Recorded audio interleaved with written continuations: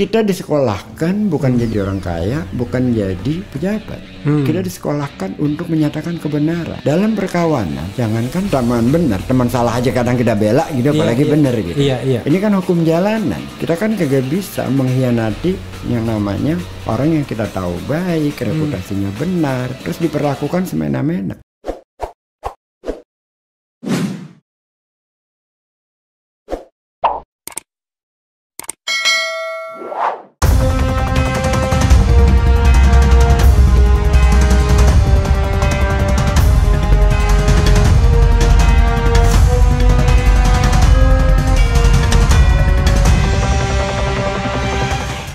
Tapi begini, Bung, Anda berharap Anies nyalon presiden?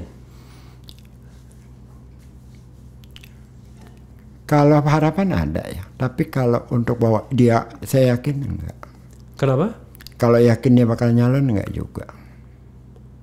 Ada syarat-syarat fundamental yang tidak dipenuhi. Nah, itu soal lain. Ya. Kan saya tanya subjektivitas Anda. Kan harus realistis. Menaruh harapan itu harus realistis. Makanya, jadi supaya kita nggak kecewa, jalan aja lah. Oh, jalan aja lah ya. Jalan aja lah. Karena kalau kita menaruh harapan terlalu besar, di sistem politik yang seperti sekarang yang Anda kritik itu, akhirnya terus kita sakit sendiri loh.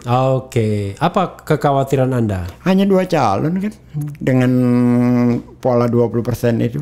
Oke. Berapa susahnya sih mereka membeli partai? Oke. Kan nggak ribet. Apalagi sudah gabung 7 partai di istana. Jadi di mana partai non istana nggak nyampe 20%. Nggak nyampe 20%. Jadi 82% sudah masuk kolam, ya kan? Kira-kira. Tapi Anda merasakan nggak itu dalam rangka menghadang Anies Baswedan? Dari awal. Oh, dari awal ya? Dari awal. Gitu. Kan semua menteri seringkali bicara itu, apa yang dikerjakan, apa yang dikatakan kan berbeda. Bansos double, dikritik Anies. Padahal bansosnya itu seminggu setelah dari pemerintah pusat ngasih, DKI ngasih. Nah, kalau bansos kan dimakan, nggak habis. Iya. Nggak, bukan apa, pasti habis. Nah, terus itu dikemukakan, itu satu. Yang kedua, Anies mengumumkan PSBB, menarik rem darurat. Tidak ada kalimat PSBB total.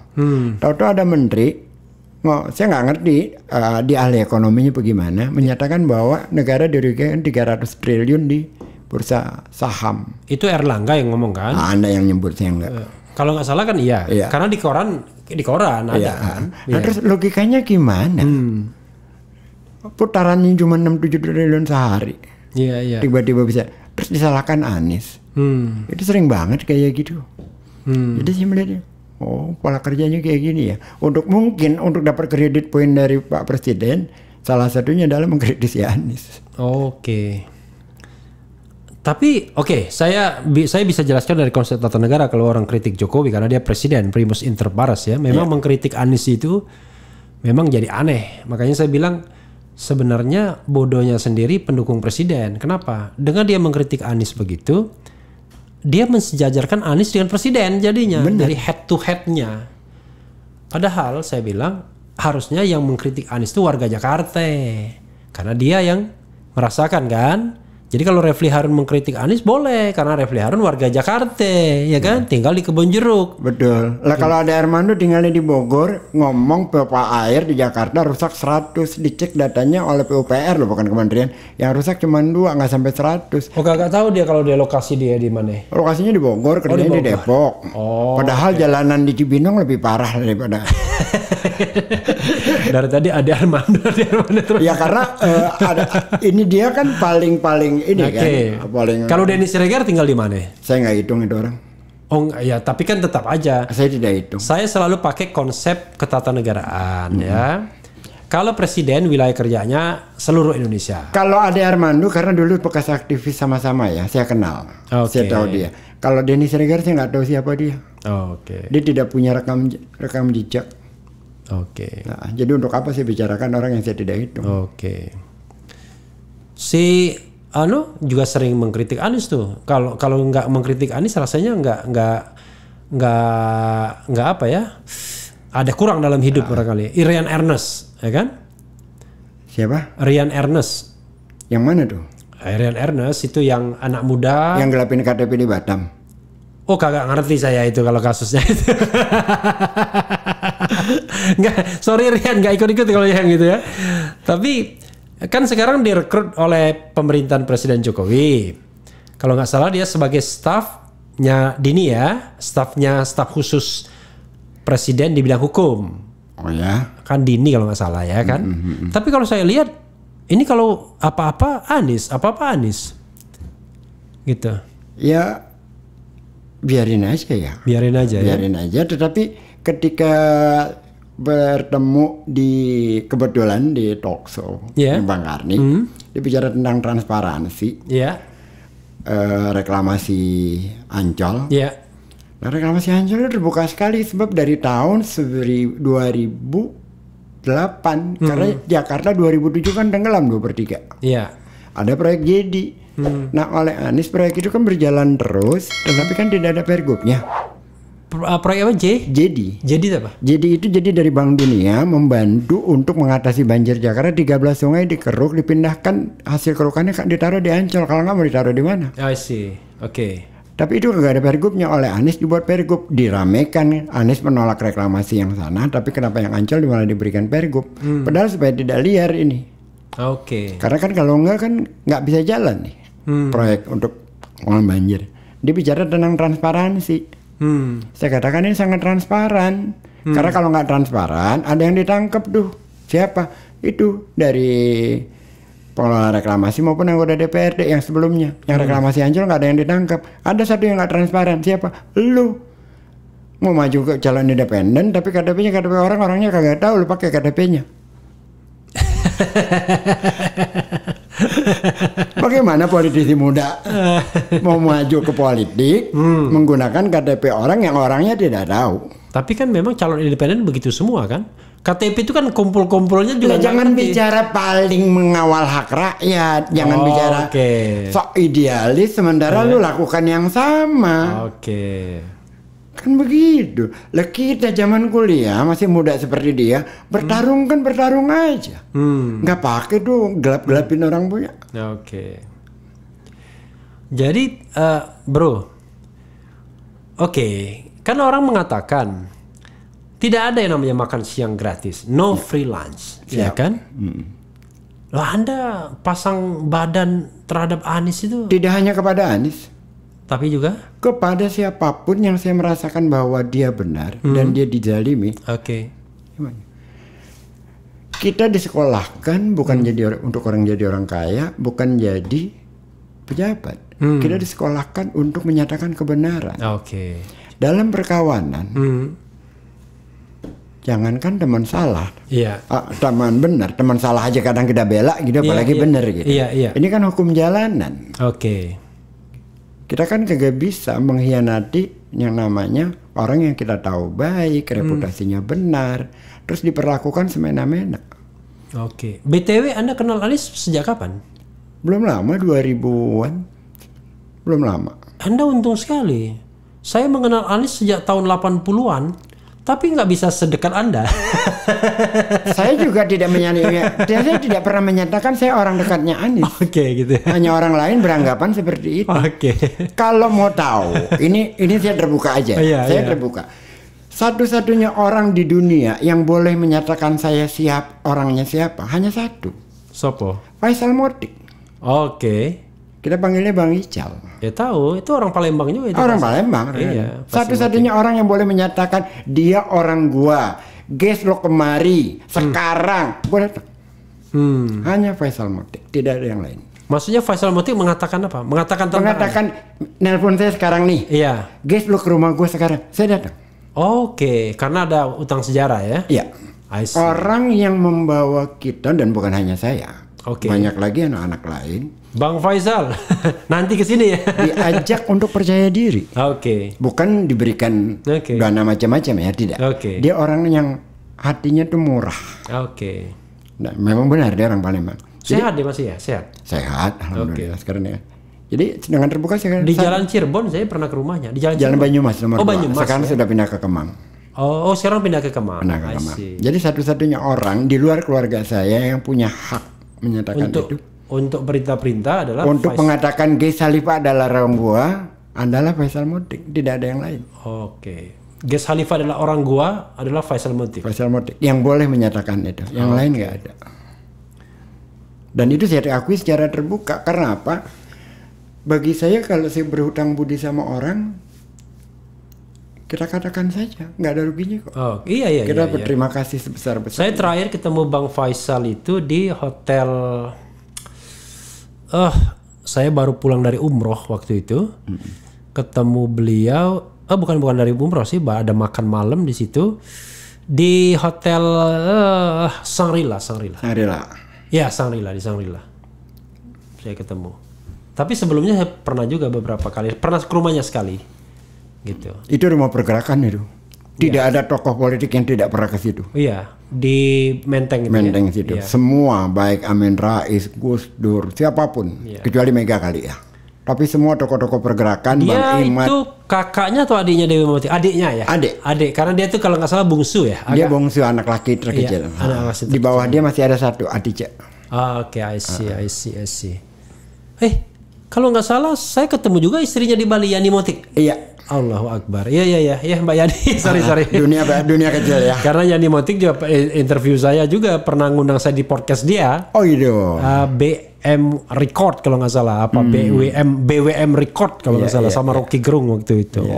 Ya Mbak Yani Motik. Saya ketemu di Bali waktu itu, ada seminar ya. Oke, bro. Tapi kita bicara positif negatif Anies. Kenapa pembicaraan tentang Anies ini selalu menarik?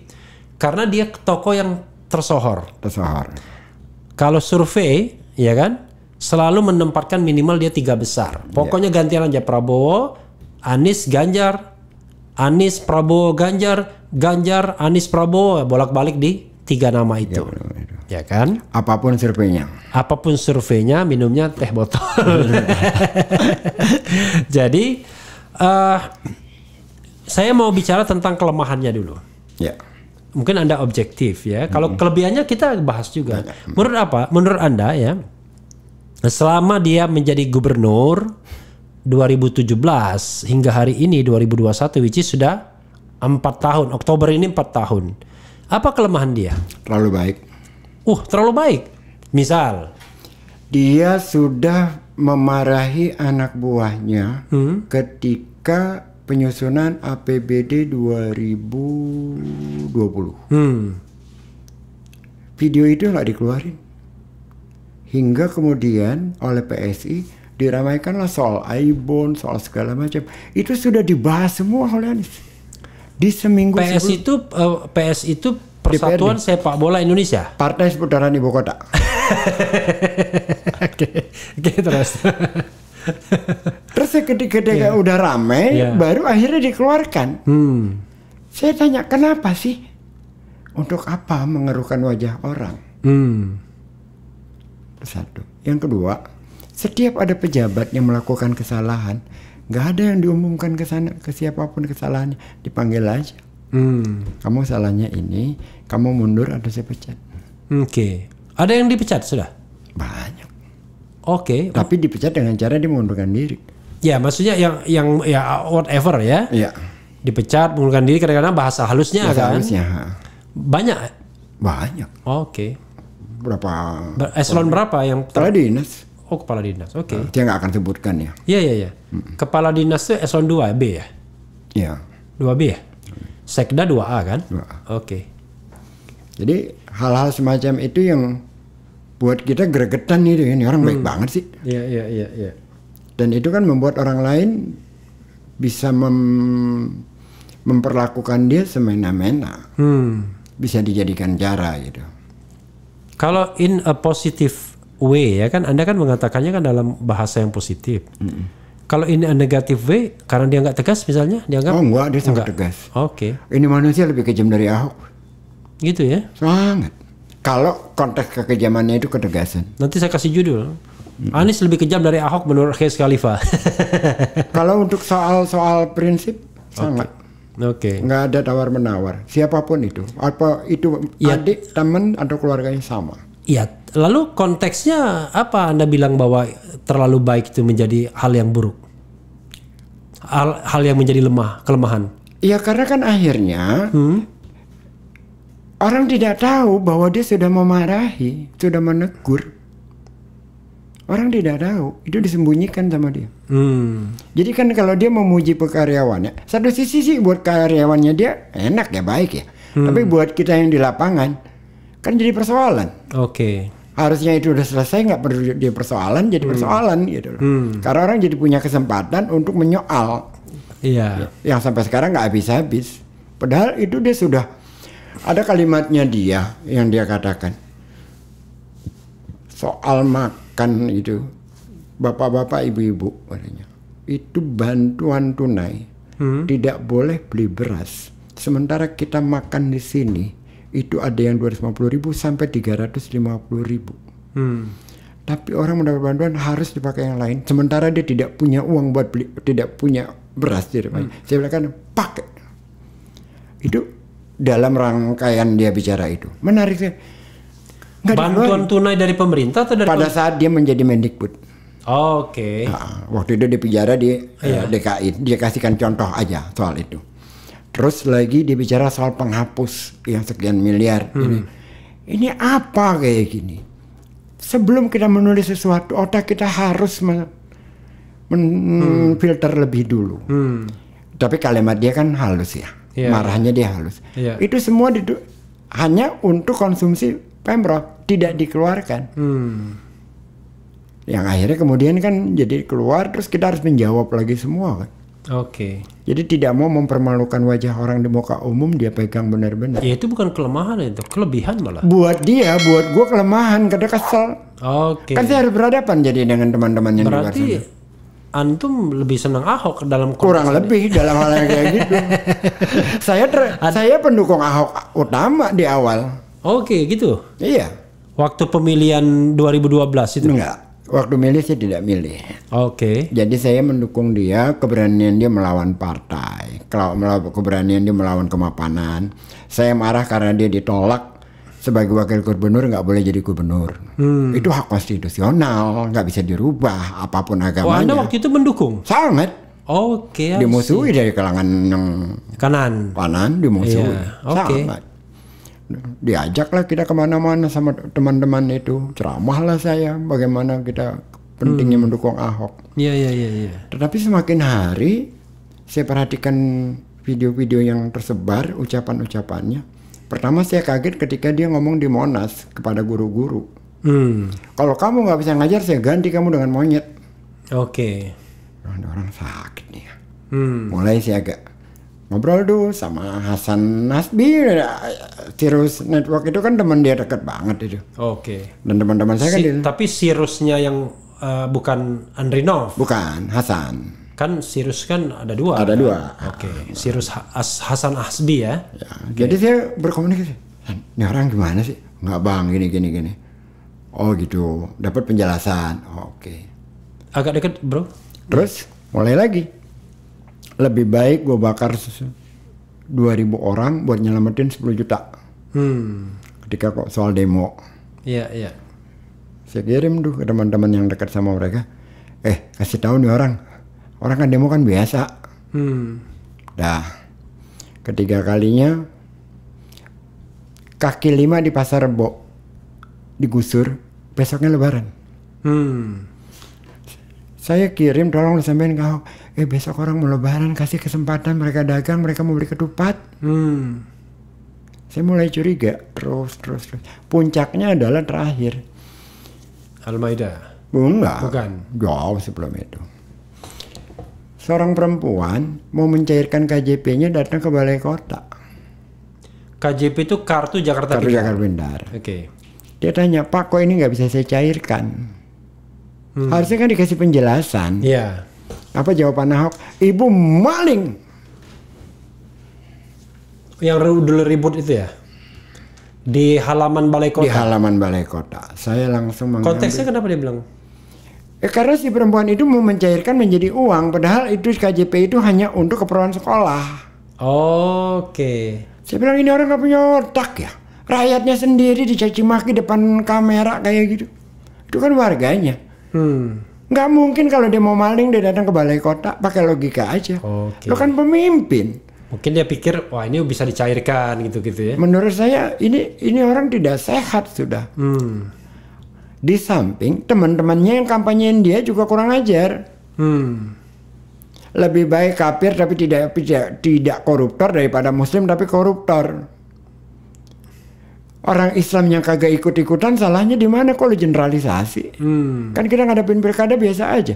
2004 kita ngadepin Pokok sama Adang Doro Jadul. 2009 Pokok sama siapa ya? Oh itu 2004 itu 2009 Pokok 2007 Pokok 2007. 2007. Sebelumnya kan nggak ada pemilihan langsung. Nggak ada. Tetapi kan pilpres dan segalanya kan juga udah berjalan sebelumnya dari 2004. Kan biasa-biasa aja gitu. Nggak pernah ada masalah gitu. Oh ini orang jadi dikampanyekan jadi umat Islam kan mereka marah kepada FPI yang nggak besar-besar banget saat itu FPI di sana yang menolak dia. Kok digeneralisasi sih umat Islam semua kalimatnya. Saya mulai wah ini nggak benar nih. Nah terakhir ya itu yang saya katakan tadi punya. Oh nggak bisa ini berbahaya. Dan belum ada nama Anies saat itu. Belum ada. Mulailah kita bergerilya. Yang muncul nama itu bukan Sandi, bukan siapa-siapa. Siapa? Sapri Samsudin. Oh Sapri. Kami paksa di rumahnya malam Lebaran untuk deklarasi. Pak Sapri itu. Malam Lebaran itu bulan apa berarti? Lupa saya. Kita minta Pak Sapri. Pak Sapri nggak mau. Pak Sapri tidak mau. Saya bukan kekuatan. Saya hanya bagian dari kekuatan. Berarti sekitar bulan kemarin Lebaran bulan apa ya? Maret ya? Ya sekitar April atau mundur atau maju ya kalau Lebaran itu? Maju dong. Maju ya. Maju. Karena kan Lebaran kan mundur. Tapi berarti kalau sekarang kemarin itu Lebaran itu bulan apa ya Lebaran? Juni. Kemarin bulan Juni. Mei Lebaran. Mei ya? Bulan Mei ya kira-kira Juni Juli mungkin Juni, ya. Juli. Ya. Juni Juli gitu. 2000 Juli saya kira. Juli. Saya kira Juli. 2016. Karena saya menulis tentang Ahok dan Anies itu tanggal 11 Agustus itu belum ada nama Anies juga. Belum ada. Jadi 2016-an. Jadi Sapri itu Juli, Pak Sapri itu Juli Agustus itu. Pak Sapri itu udah nolak, total nolak. Terus saya dengan teman-teman di sana saya katakan ini Pak Sapri, mohon maaf, kita datang bukan meminta Bapak jadi gubernur. Jadi apa kalau bukan gubernur? Bukan, terlalu kecil Pak. Bapak pernah jadi wakil menteri dan berhasil. Bapak pernah menjadi pangdam dan berhasil. Bapak menjadi pengusaha, Bapak berhasil. Apa yang kalian minta? Kami minta Bapak menyelamatkan bangsa ini Pak. Ahok itu kalah bukan oleh Anies, bukan oleh FPI, bukan oleh persoalan-persoalan lain. Ahok kalah oleh dirinya dan pendukungnya.